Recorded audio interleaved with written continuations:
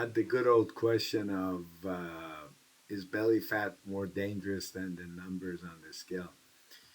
Well, sometimes you step on a scale and you kind of tell yourself, well, my weight isn't that bad, so I must be healthy. And, not necessarily. That's not always the case. And because when it comes to your health, where you store fat may sometimes matter as much as how much you weigh. And the fat doctors are especially concerned about is called visceral fat. And so I'm going to explain to you why. When you're talking about belly fat, where we actually are concerned about, there are two different types of fat. The first is called subcutaneous fat. That's the fat sitting directly underneath your skin. Then it's the fat you can usually pinch with your fingers. And there's visceral fat. And visceral fat sits much deeper inside your abdomen, surrounding organs such as your liver and intestines, or the small intestines. And metabolically, these two types of fat do not behave exactly the same way.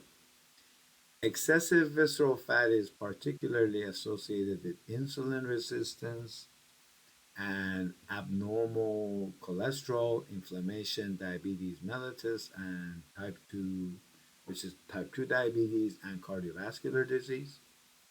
Uh, what has become interesting is that quite often I have two patients. They're both 5 feet 10 inches, both weigh 190 pounds, and on scale, they both look identical. Their body mass index is identical, but one person carries more fat underneath the skin, and the other one has a large amount of fat deep inside the abdomen. Those two people may have very different metabolic risk, especially when it comes to cancer. That's one reason that BMI is useful, but it isn't the entire story. So BMI tells us your weight relative to your height. It does not tell us exactly how much of that weight is muscle, and it does not tell us exactly where your body stores fat. So the American Heart Association has emphasized that excess abdominal and visceral fat can increase cardiovascular risk even in someone whose BMI appears to be in healthy range. So why is visceral fat dangerous? It's mainly because fat is not simply an inactive storage container for calories. Fat tissue biologically is active. It can release hormones, fatty acids, inflammatory signaling molecules, and when a patient has visceral fat, it strongly leads to insulin resistance. So, in a nutshell, your body cells don't respond as efficiently to insulin. Your pancreas will compensate by producing more insulin, and eventually your blood sugar rises, and over time, this contributes to prediabetes or diabetes mellitus type 2 or non alcoholic fatty liver disease. So, visceral fat is closely connected with your liver, and this excess fat accumulation uh, around your organs, including your liver, can contribute to metabolic dysfunction and ultimately liver disease. I have a lot of patients that I do see for what's called metabolic dysfunction associated steatotic liver disease or non alcoholic liver disease.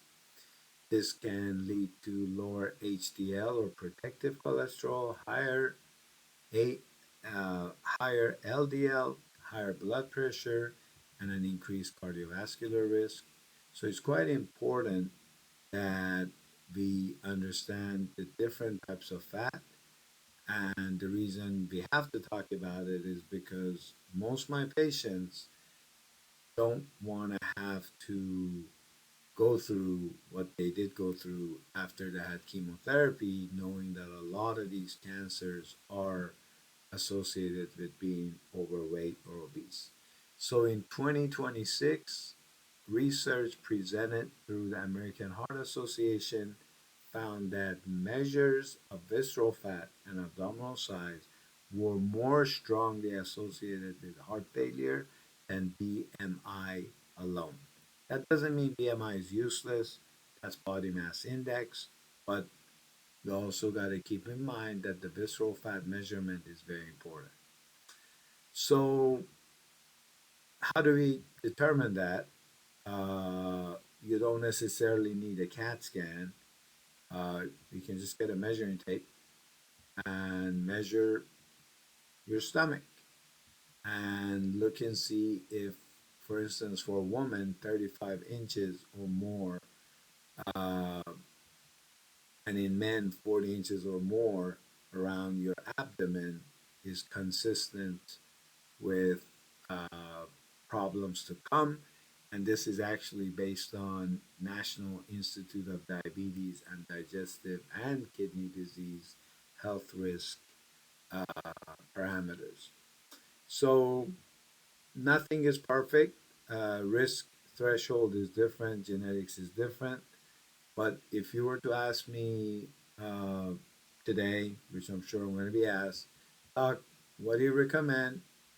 I'm not recommending doing abdominal exercises, except sit ups can strengthen your abdominal muscle, but they don't selectively get rid of the fat around your belly. Regular physical activity, running, exercising, walking, a decent diet, adequate sleep, limiting alcohol, and using many of the newer medications that we've talked about can definitely help you. A report I had read in 2025 from International Agency for Research on Cancer basically found that people above a high risk waist circumference had a higher overall risk of cancer, even among those meeting physical activity recommendation. That does not mean belly fat causes every cancer. Cancer is much more complicated than that.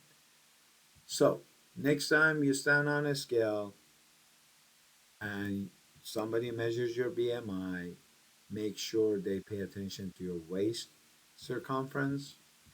You keep track of your blood pressure, your cholesterol, and your physical and mental health.